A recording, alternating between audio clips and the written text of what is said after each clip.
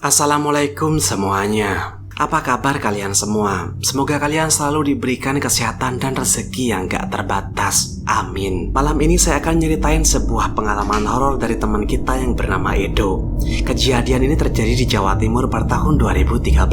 Saat itu Edo kelas 1 SMA. Di zaman itu Edo dan teman-temannya sering main PS. Tapi tempat mereka main PS itu berjarak sekitar 2 km dari rumah Edo, dan mereka harus jalan kaki ngelewatin jalan setapak yang di sebelahnya ada kuburan, dan juga harus nyebrang jalan raya. Malam itu Edo dan 4 temannya main PS di tempat biasa. Udah jam 10 malam dan mereka harus pulang. Dari kecil, Edo ini dianggap sebagai pemberani. Tapi sebenarnya Edo ini adalah penakut. Tapi dia ngasih image seakan-akan dia adalah pemberani. Maka karena itu ketika mereka habis pulang dari PS, Edo sok berlagak pulang duluan. Edo lewat jalan raya dan lewat di jalan setapak itu. Teman-temannya sebenarnya juga pulang, tapi mereka jauh di belakangnya. Jaraknya sekitar 300 meter. Ketika Edo udah deket sama kuburan, Edo sempat takut, tapi dia yakin gak akan terjadi apa-apa. Ketika udah lewat di sebelah kuburan itu, Edo ngerasa kayak ada yang merhatiin dari arah kuburan. Kayak ada udara hangat yang berhembus ke arahnya. Edo sebenarnya takut, tapi karena dia gak mau kelihatan takut, maka dia tetap jalan biasa. Tapi telinganya fokus ngedengerin suara dari arah kuburan. Dan saat itulah ada batu kerikil yang dilemparin dari arah kuburan. Edo bisa denger ada 2 kerikil yang dilemparin ke jalan. Edo gak ngelihat ke arah kuburan. Edo takut banget, tapi gak mau lari. Edo cuma mempercepat langkahnya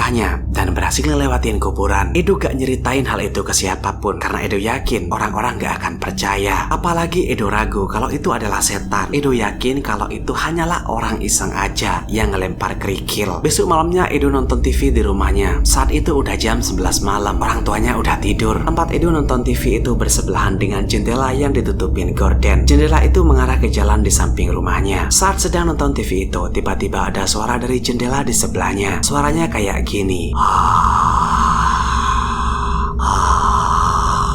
Edo ngerasa bahwa itu hanyalah perasaannya aja, tapi suara itu muncul lagi. Edo takut banget, dia langsung matiin TV dan pergi ke kamarnya untuk tidur. Besok harinya setelah sholat isya, Edo pergi ke tempat biliar di desanya. Rumah Edo ke tempat biliar itu berjarak sekitar 1 km. Di tengah perjalanan itu, Edo ngelewatin rumah tetangganya yang bernama Titin. Umur Titin lebih tua 5 tahun daripada Edo. Tembok rumah Titin terbuat dari gedek, sehingga Edo ini bisa ngelihat ke dalam rumah Titin kalau ada yang nyentar di dapurnya. Edo adalah remaja yang kepoan, pengen tahu, sehingga dia pergi ke rumah Titin. Edo masuk lewat depan rumahnya. Setelah Edo masuk, ruang tamu dan ruang tengah gak ada orang, tapi Edo ngelihat kalau di dapur Titin ada 2 orang. Satu orang adalah kakeknya yang lagi nyalain senter, kayak lagi nyari sesuatu, dan yang satunya adalah Titin. Edo yang orangnya juga usil lalu ngagetin mereka berdua. Dar! Titin dan kakeknya kaget. Titin lalu bilang, kamu jangan bikin kaget. Jelas-jelas ada hantu gentayangan. Edo kaget dan bingung. Ketika mereka duduk di ruang tamu, Edo nanya, apa maksudmu sama hantu gentayangan? Kakek Titin jelasin kalau di desa tempat mereka tinggal lagi diteror oleh sosok hantu yang rupanya kayak monyet hitam. Matanya merah dan bertaring panjang. Badannya kira-kira 1,5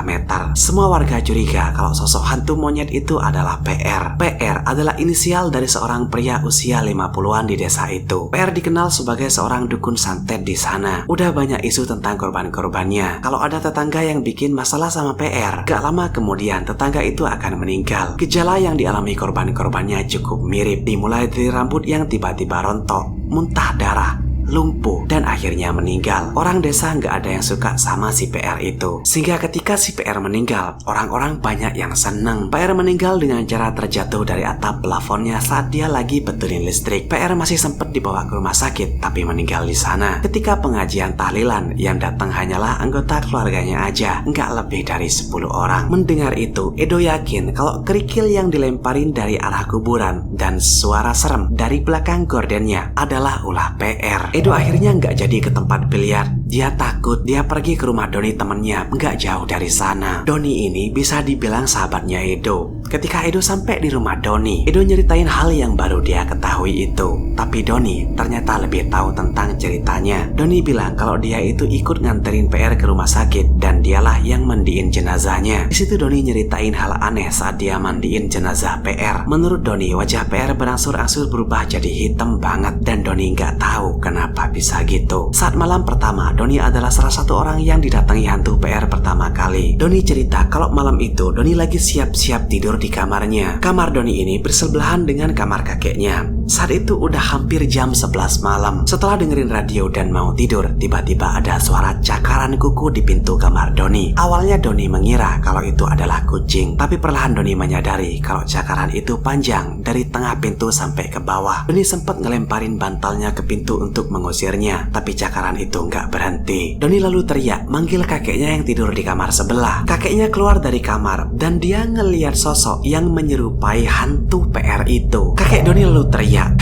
pergi! Hantu PR itu lalu keluar merangkak kayak monyet ke arah pintu yang gak ditutup. Doni bilang kalau PR udah menghantui desa selama 3 hari dan itu persis sama dengan waktu ketika Edo dilempar kerikil dari arah kuburan. Desa itu benar-benar digentayangi hantu PR. Di desa Edo saat itu lagi musim tembakau, sehingga banyak orang yang beraktivitas di malam hari dan banyak dari warga yang emang jadi saksi mata dari hantu PR yang gentayangan itu. Hantu PR ini barbar banget. Dia menampakkan dirinya ke banyak orang. Dia bahkan muncul saat masih sore. Ketika orang-orang sedang mengolah tembakau, hantu PR kadang muncul di sela-sela bambu alas tembakau yang ditumpuk. Ketika ibu-ibu menata tembakau di atas alas, hantu PR kadang muncul di belakangnya. Ibu-ibu itu teriak dan salah satu pria yang kaget ngelemparin pisau tembakaunya ke atas dan hampir kena ke orang. Hantu PR ini viral banget di desa itu sampai akhirnya didengarlah oleh keluarganya sendiri. Untuk menghindari malu, salah satu keluarga PR ini yang juga punya ilmu perdukunan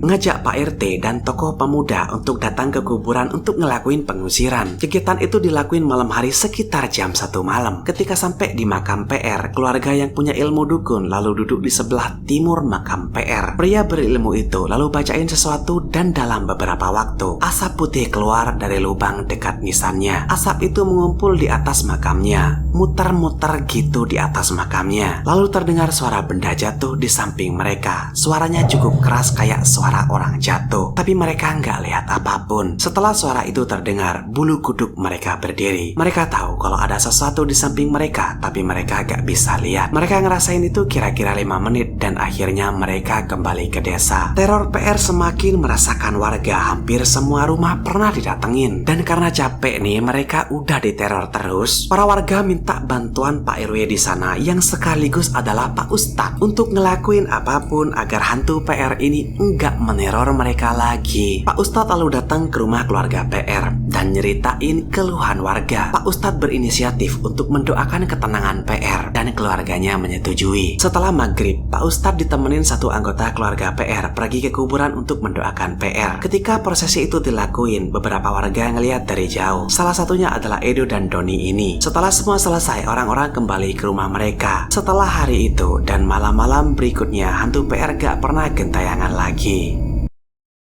Itulah pengalaman horor dari teman kita yang bernama Edo dari Jawa Timur. Kalau kalian juga punya pengalaman horor yang pengen dibagiin, kalian bisa mengirimkannya ke email di deskripsi. Baik, makasih udah nonton sampai akhir.